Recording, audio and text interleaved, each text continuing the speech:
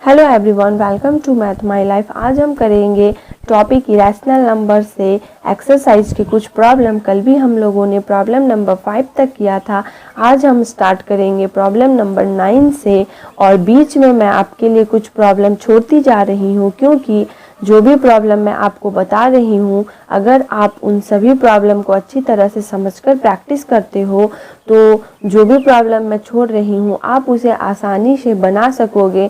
इसके बावजूद भी अगर आपको कहीं पे कुछ प्रॉब्लम हो रहा है तो आप हमें कमेंट बॉक्स में कमेंट करना, मैं आपके प्रॉब्लम का सॉल्यूशन ज़रूर करूँगी। साथ ही साथ अगर आपने अभी तक हमारे चैनल को सब्सक्राइब नहीं किया है, लाइक नहीं किया है, शेयर नहीं किया है तो कर लेना। तो चलो अब हम अपने चैप्टर को स्टार्ट करते हैं। तो हम आज करेंगे एक्सरसाइज 1D से problem number 9। Prove that 3 minus 4 root 2 is an irrational number given that root 2 is an irrational number।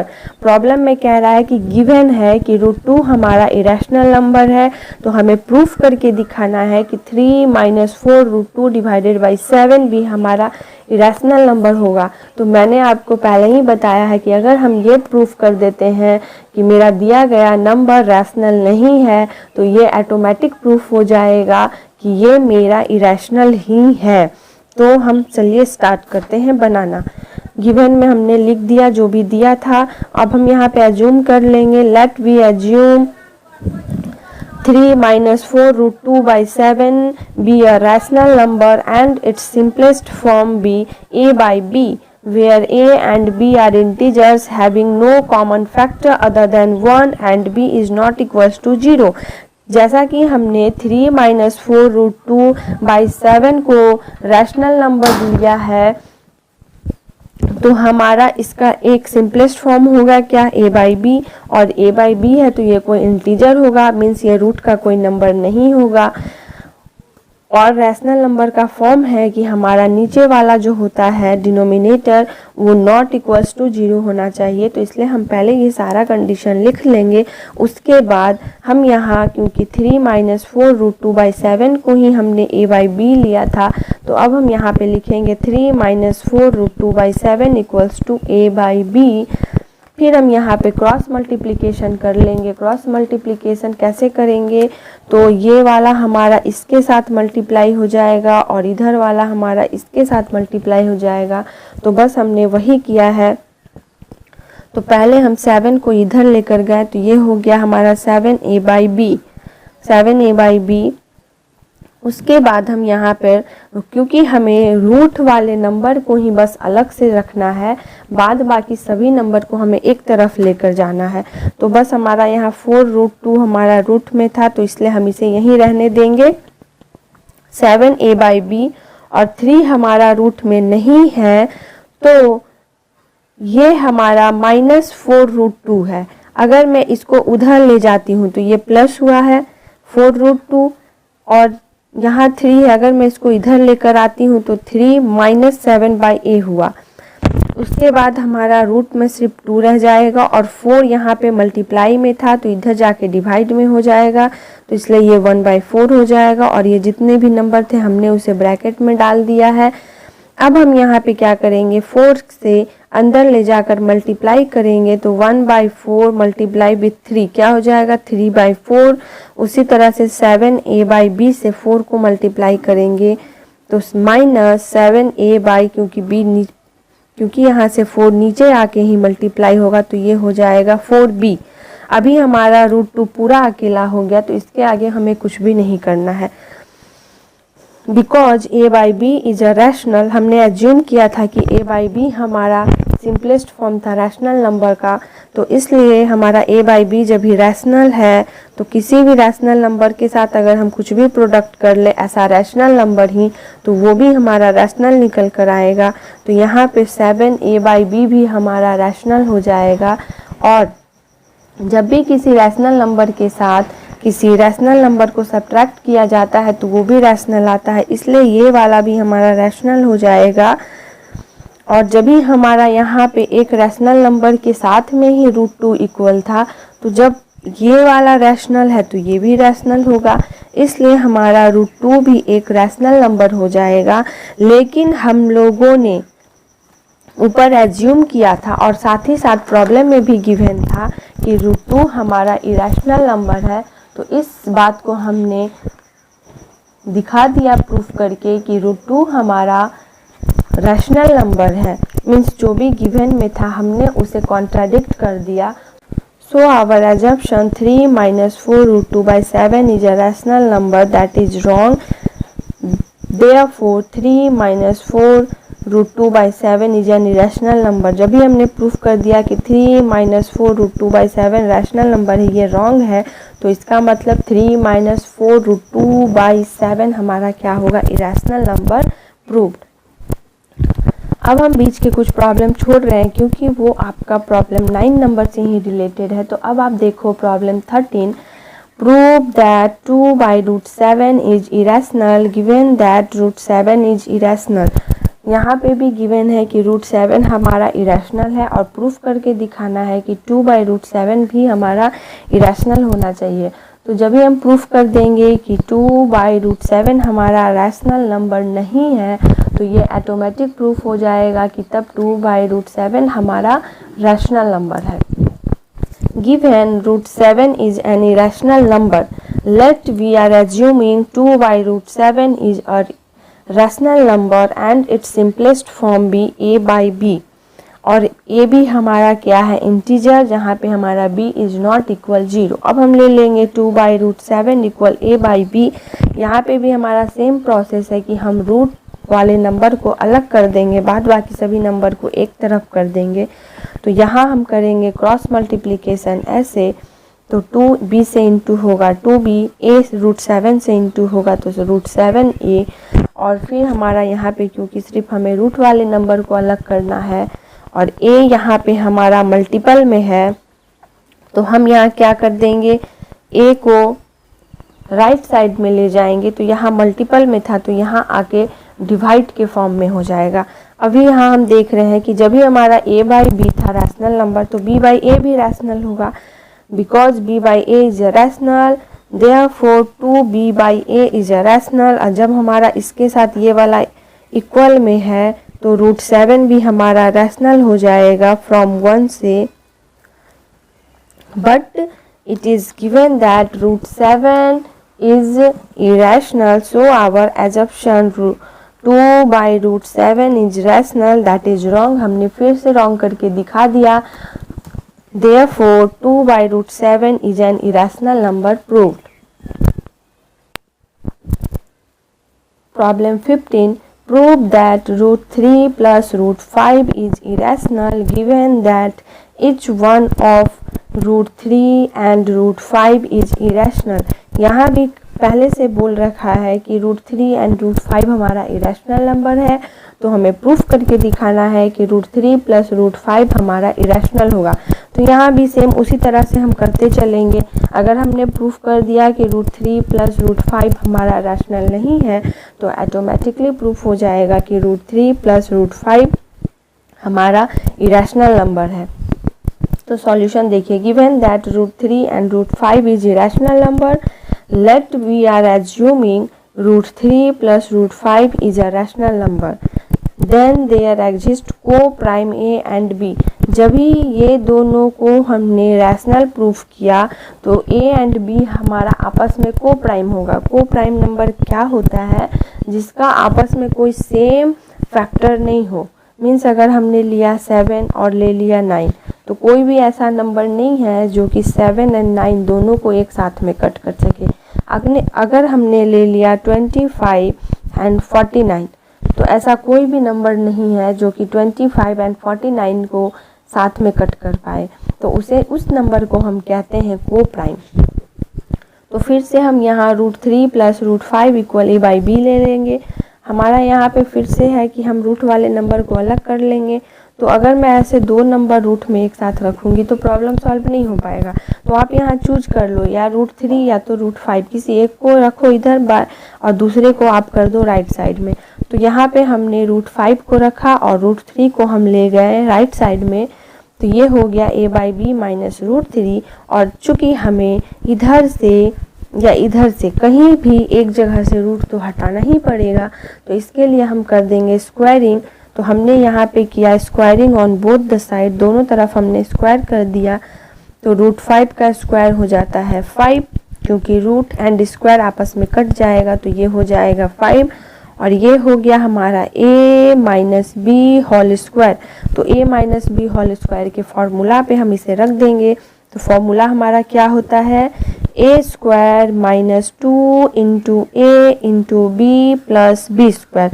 तो यही हमने यहाँ फॉर्मूला पे रखा है, a square minus 2ab plus B square, जहाँ a और b हमारा ब्रैकेट में होकर था स्क्वायर के टर्म में, वही हमने यहाँ पे किया है। तो ये हो जाएगा a square by B square minus, सभी आपस में यहाँ ये पूरा टर्म आपस में मल्टीप्लाई हो जाएंगे, तो 2√3 a बाई बी प्लस √3 का अगर स्क्वायर करेंगे तो ये हो जाएगा हमारा 3।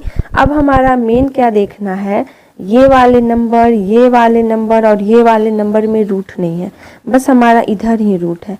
तो हमारा जब इसमें रूट है तो हम इसे अलग कर देंगे। तो माइनस में है ये नंबर, इसको अगर मैं इधर लेके चली जाती हूँ तो ये हो जाता है प्लस, और इधर से मेरा पहले से a square by B square था जो कि यहाँ है, और यहाँ पहले से +3 था वो यहाँ है। तो बस जब मैं इसको इधर लेकर आई तो ये 5 को मैं उधर लेकर जाऊंगी, तो 5 इधर प्लस में है, उधर जाकर माइनस में हो जाएगा। तो ये हो गया। अब यहाँ पे ये जैसे लिखा है वैसे मैं लिख दूंगी। उसके बाद मैं क्या करूंगी, यहाँ पे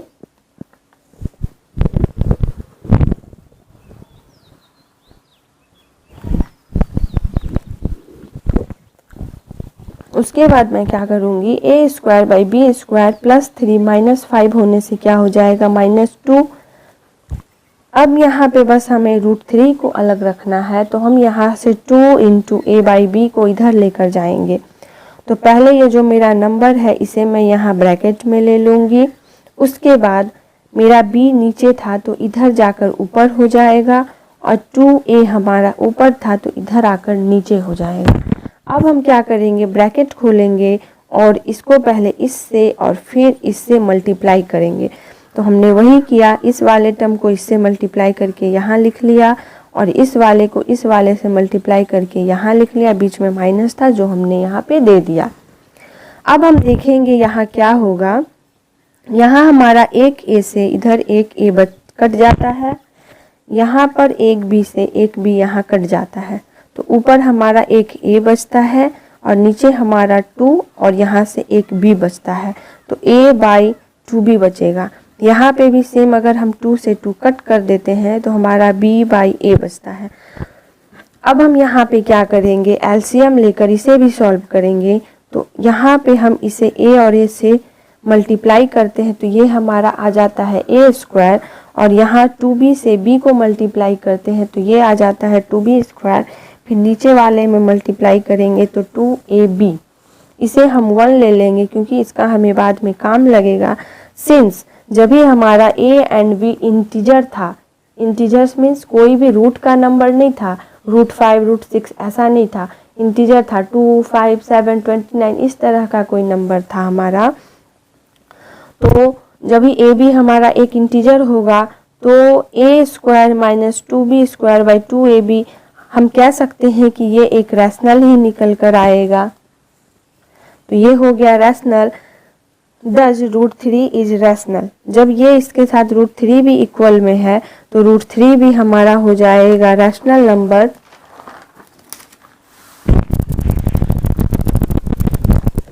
But it is given that √3 is irrational, so our assumption √3 plus √5 is rational, that is wrong. Therefore, √3 plus √5 is an irrational number. Proof. Problem 16 है, give an example of two irrational whose sum is irrational. ऐसा दो example लेना है हमें जिसे add करने के बाद, जिसका सम होने के बाद वो हमारा रैशनल निकल कर आना चाहिए। तो इसके लिए पहले हम कर लेंगे let the two irrational numbers are. पहले हम दो इरेशनल नंबर को लेट कर लेंगे। एक ले लेंगे 2 + √3 एंड दूसरा ले लेंगे 2 - √3। जब इन दोनों को आपस में हम ऐड करेंगे तो यहाँ हमारा √3 से √3 कट जाएगा। ब्रैकेट खोलने के बाद जब ये लिखेंगे तो √3 से √3 हमारा कट जाएगा। क्यों? ये प्लस में है और ये माइनस में है, तो हमारा यहाँ सिर्फ 2 + 2 बचेगा 4। तो 4 हमारा एक रैशनल नंबर है, क्योंकि हम 4 को 4/1 लिख सकते हैं।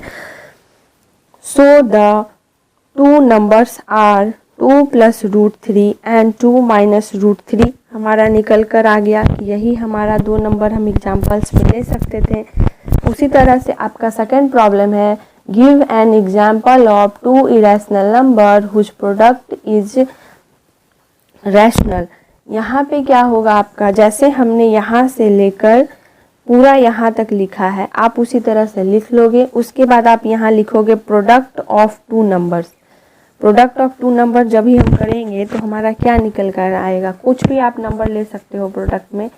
मैं जो यहाँ पे नंबर ली थी मैं उसी नंबर को लेकर दिखा देती हूँ करके। तो 2 + √3 मल्टीप्लाई विथ 2 - √3। तो पहले हम 2 से 2 को करेंगे 4, फिर 2 से करेंगे -√3 को, तो ये आ जाएगा 2√3। फिर +3 से करेंगे 2 को, तो 2√3 प्लस में प्लस एंड माइनस √3 हो जाएगा 3। तो ये हमारा माइनस में, ये प्लस में, ये आपस में कट जाएगा। तो 4 से 3 चला गया 1। तो 1 हमारा रैशनल नंबर है। तो ये हो गया कि अगर हम 2 एग्जाम्पल ले लेते हैं, 2 + √3 एंड 2 - √3, तो ये आपस में कटकर एक रैशनल नंबर बनता है। अगर आप ये नहीं लेना चाहते हो, कुछ अलग लेना चाहते हो, तो वो भी आप ले सकते हो। 5 + √3 और एक आप ले लो 5 - √3, ये भी ले लोगे तो आपका ये वाला निकल कर आ जाएगा। अब यहाँ पे आपको थोड़ा ट्रू एंड फॉल्स के बारे में बताना है। प्रॉब्लम 17, यहाँ पे आपको ट्रू एंड फॉल्स स्टेटमेंट देना है। State whether the given statement is true और फॉल्स। पहला प्रॉब्लम है, the sum of 2 rational is always rational. जब 2 रैशनल नंबर का हम सम करते हैं, करके देखो, 2/1 + 5/1, इन दोनों को सम करेंगे तो हमेशा रैशनल ही आएगा। तो ये हमारा हो गया ट्रू।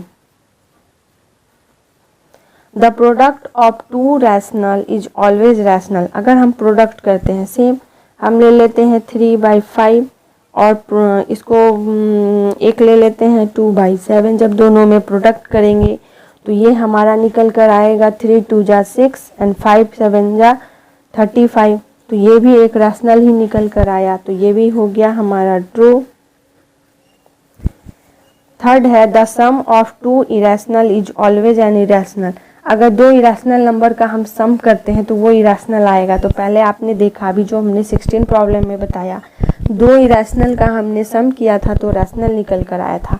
तो अगर आपको प्रॉब्लम में पूछेगा कि sum of the 2 irrational is always an irrational या फिर the sum of the 2 irrational is always an rational, दोनों ही कंडीशन में ये फॉल्स होगा। क्यों?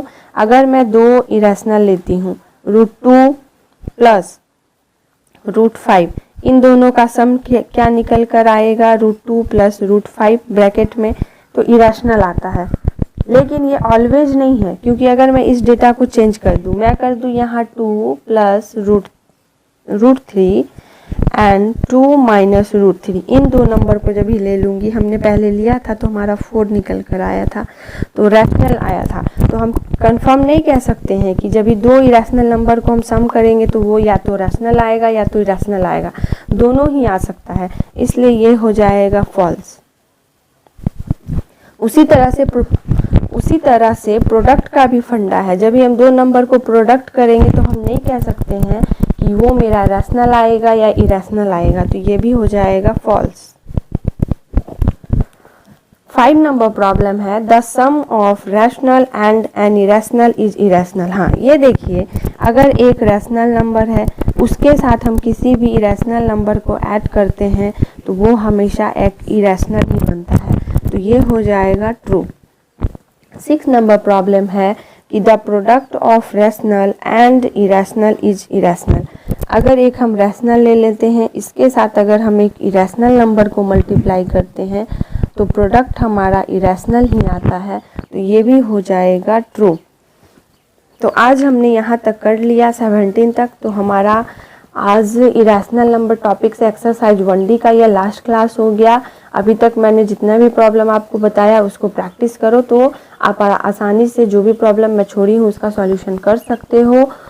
और हाँ, एक्सरसाइज 1D के बाद आपका एक्सरसाइज 1E है।